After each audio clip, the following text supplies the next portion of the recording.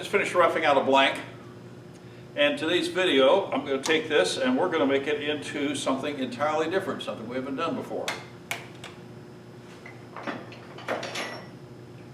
A scoop, spoon. Interesting thing about doing this project is there's spindle work because I have to create this little round shape on the end and a handle. But then I have to hold it like this somehow in order to hollow that out. And you can make them different sizes.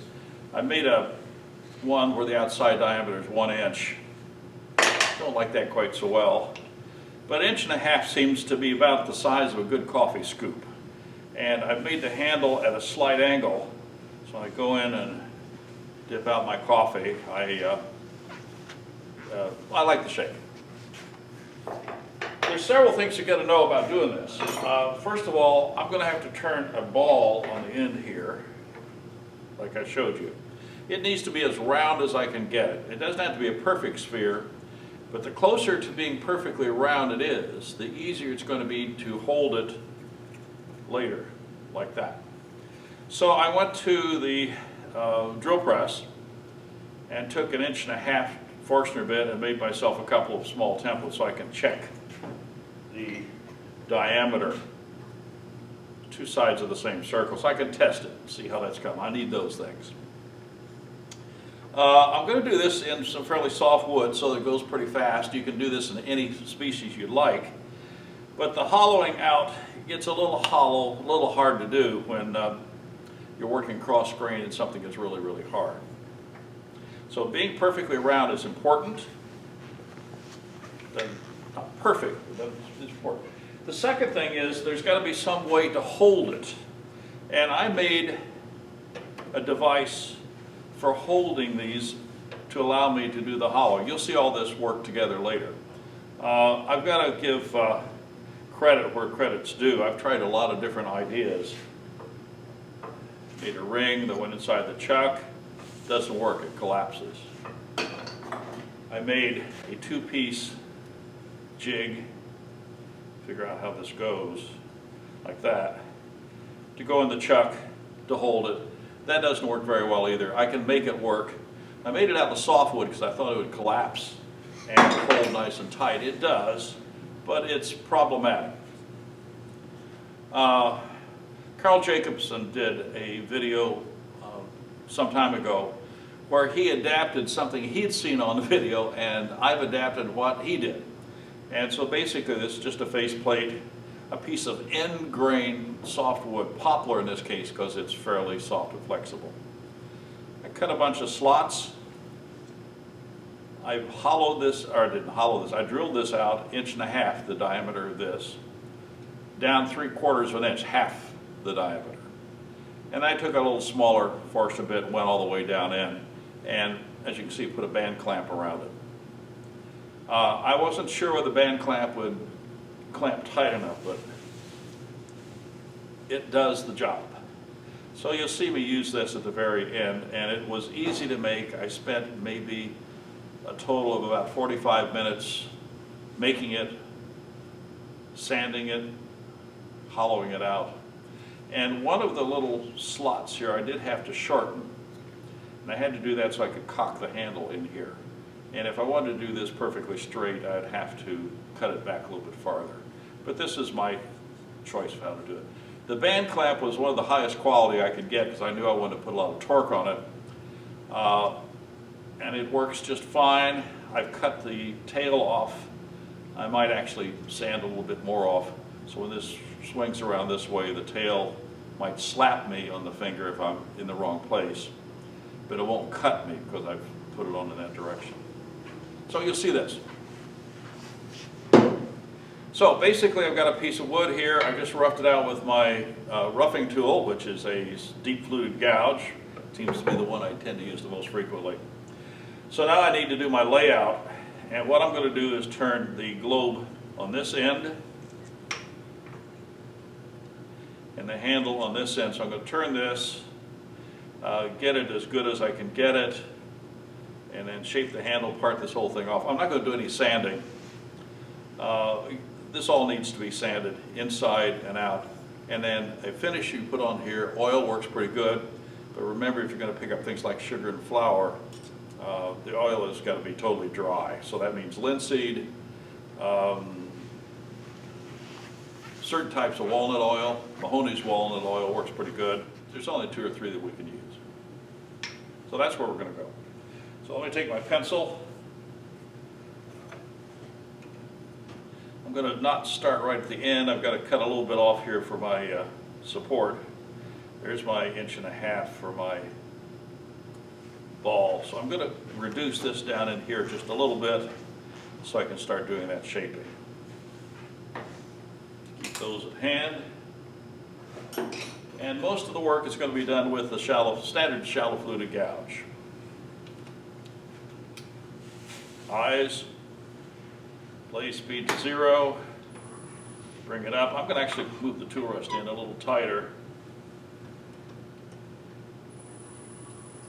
And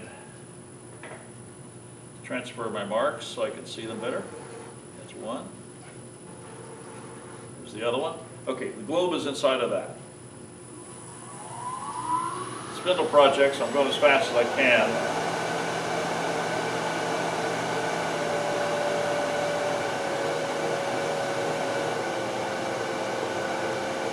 Picked 3,000. The other thing I need to do, just because it helps me turn a sphere, is to get a center mark.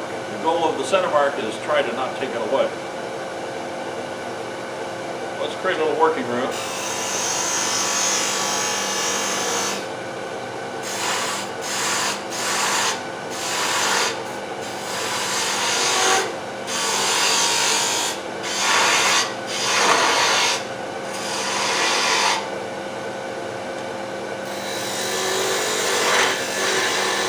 Okay.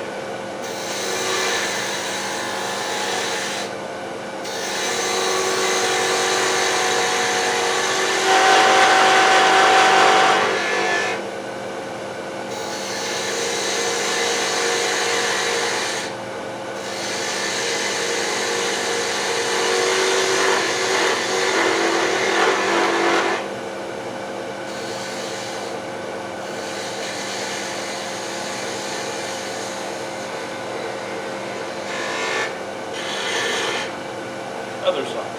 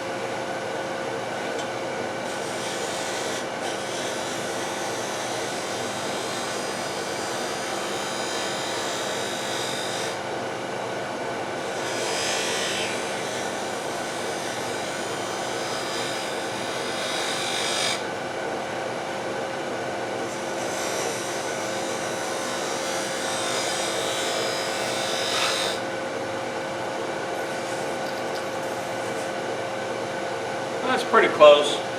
Close enough.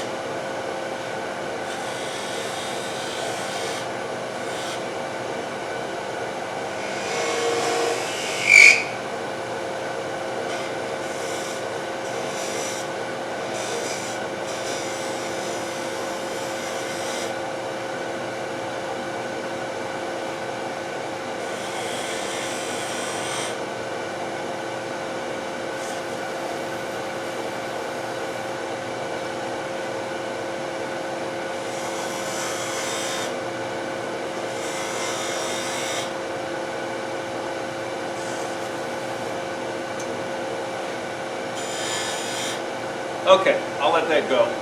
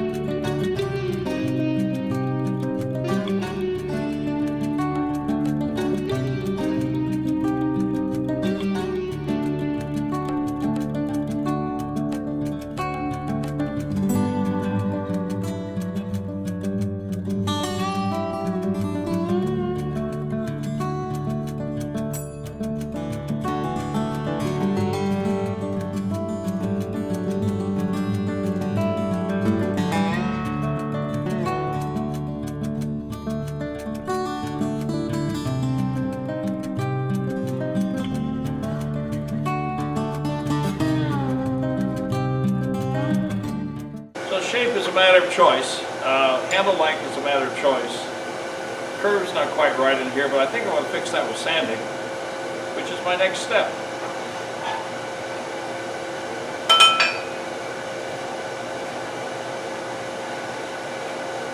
.120, 180, 220.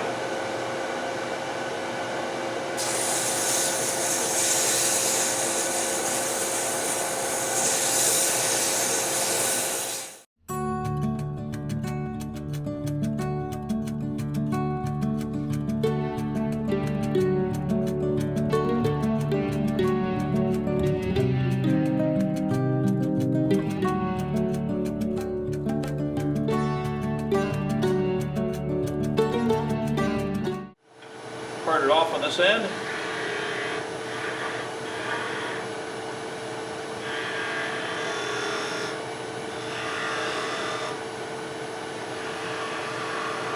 Okay, part it off, slipped a little bit, I can see that, that's okay. Let's sand this end a little bit here.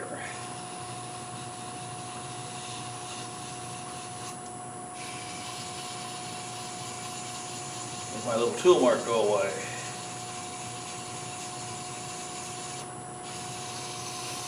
Things always seem to move a little bit. Such is life.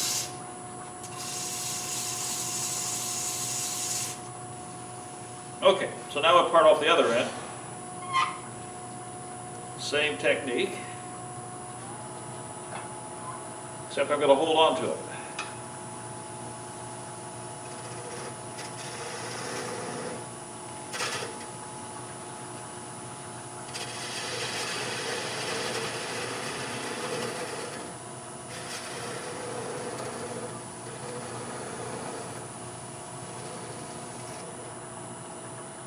So we have the bases for a scoop. Okay, now we're changed to the special device for holding this globe. Take that out, disconnect my 4-jaw chuck, insert my special holder. Now I know there's a piece already mounted in here, but I'm going to take it out and put the one we're making in here.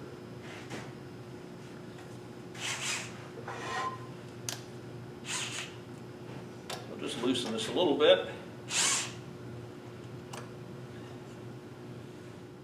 Here's the one we want to turn.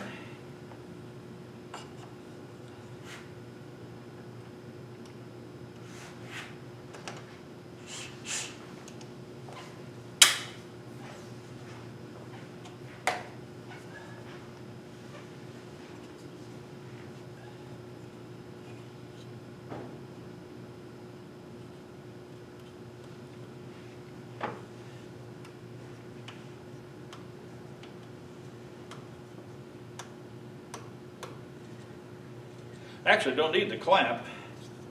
It fits in there very snugly because it's a tight fit. I got it to the right diameter, but we're going to put the clamp on anyway, just because I have it.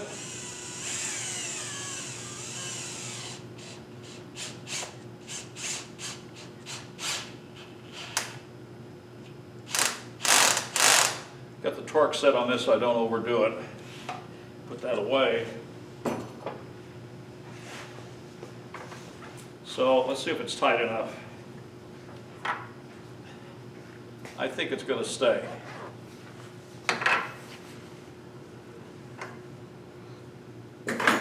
Now, clear the decks just a little bit. And because this handle is hanging out, I have to plan where my tool rest goes so that it doesn't hit the banjo or the tool rest. And if the angle is about the same as the handle, it's going to work just fine. Lock tight, lock tight. And the trick now is to only approach things from this side of the tool rest, including the switch. So let's turn the speed down and just see it go.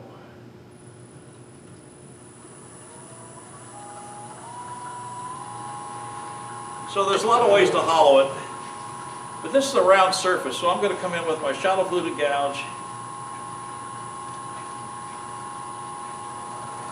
right at center and get that flat so I can go inside. Now I got to get it just exactly the right height. That was a smidge low. Let's check. We're still clear.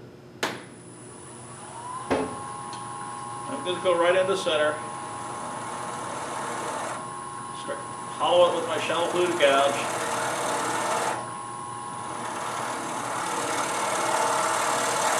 In straight, and then across.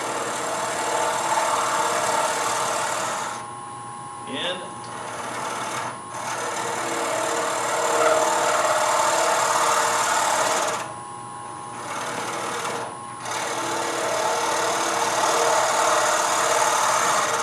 One thing we have to check from time to time is as this comes down that I don't run into the end of the shaft. And you can see I've got plenty of room to go yet.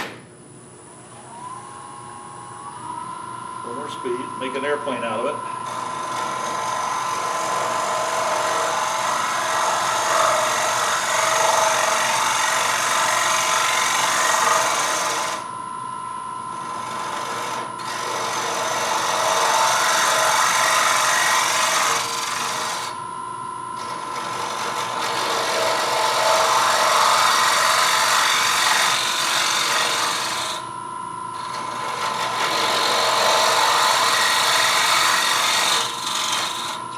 Close we are.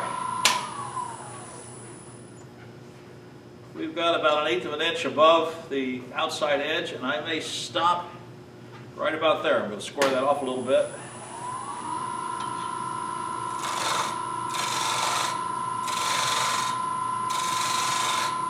And now we start to hollow.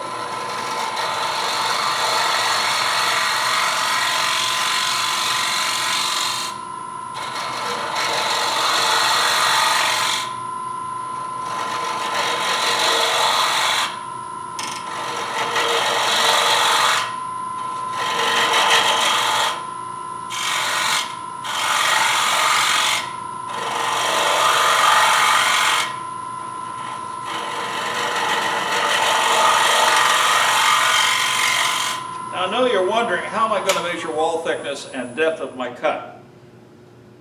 The answer is by guess. I know that it's 1.5 inches around. The bottom is right now only that deep. I've got to go down to about where the band clamp is. That's all by eye.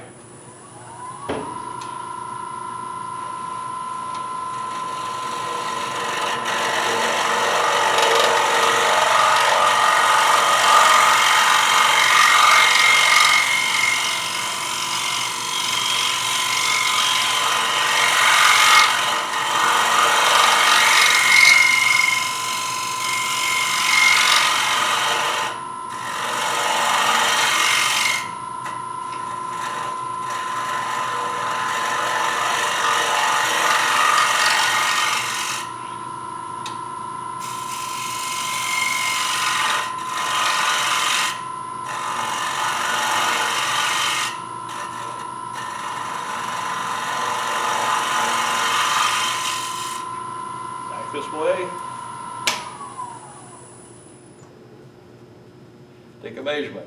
So the wall thickness feels right down to about here. It still too shallow, by guess.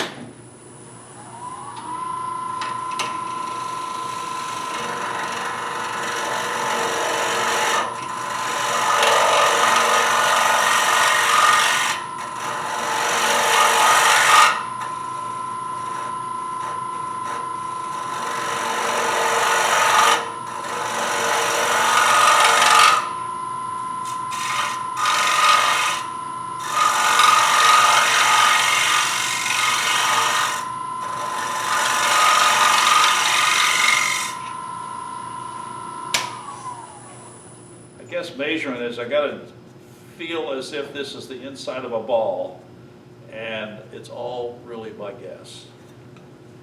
I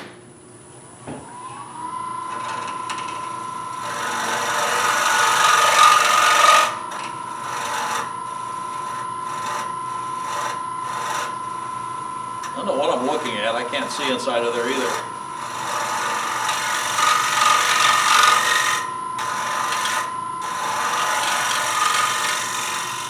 So the top third is shaped okay. As it rounds into the bottom, it's not right.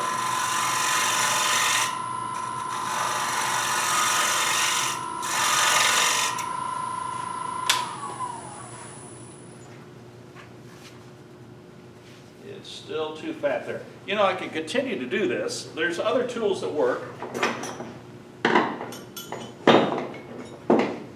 This is a tool that Mike Jankowski created. He calls it a pocket rocket.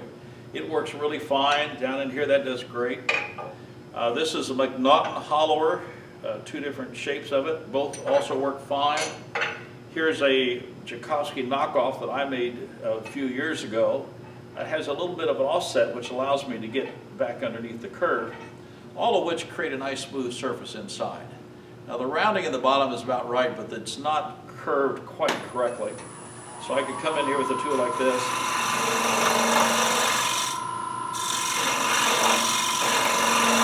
One thing about using some of these other tools is it gives me a nice smooth surface. Here's the Jankowski tool.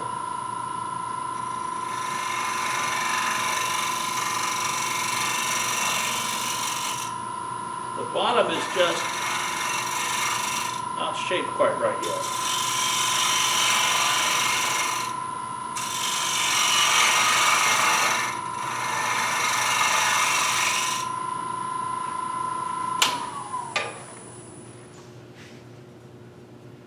Okay, the shape's better.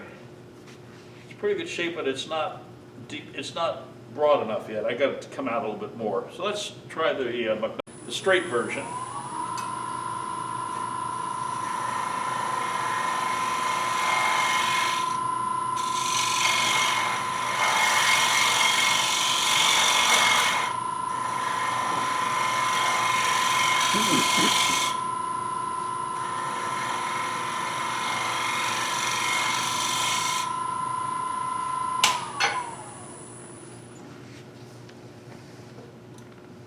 Curve is better, but it can go deeper still. So what tool haven't I used yet? I'll go back to this one just because I like my handle.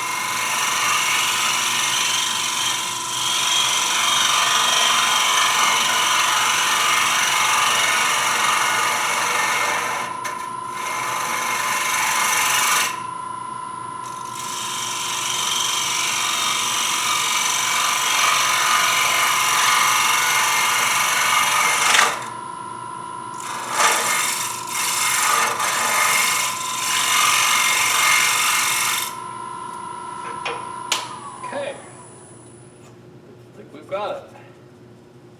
So, there it is. Let's take a closer look at it.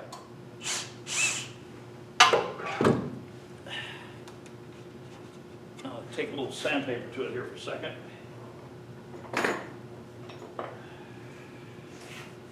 Well, it came out pretty good. It is just a project for fun. It is important that we have a chuck of some sort in order to be able to get this cut just right. So, first thing was doing a scoop, slight offset. Next video I'm going to do a different kind of scoop, one that's even a little bit easier. So, come back, watch our videos, give us your comments and your feedback. We appreciate it, and we'll look forward to seeing you in the next video. Thanks for watching.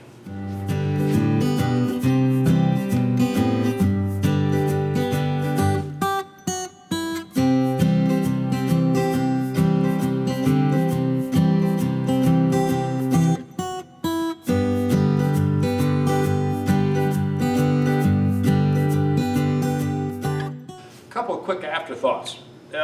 First of all, you've got to make a fixture like this because about everything else doesn't work that well. But here's another thought. If you try to hollow this out and use your finger as a test gauge like I just did, it's possible that that might happen. You miss your depth a little bit. Well, here's a solution. While this is still on the spindle, like this, measure this diameter with your calipers and take a drill bit and bore through the side here to that depth minus whatever wall thickness you're shooting for, 1/16 generally. Then when you chuck it up, that drill hole goes right here. And when you have reached the bottom of the drill hole, you are at wall thickness. Curvature on the side is easy because that should feel smooth and continuous, and the tip of your finger is perfectly good. But if you're having problems and you're afraid of getting that, drill a hole, turn down until the hole disappears at the bottom. You have reached your wall thickness and you won't go through the bottom. Give it a try.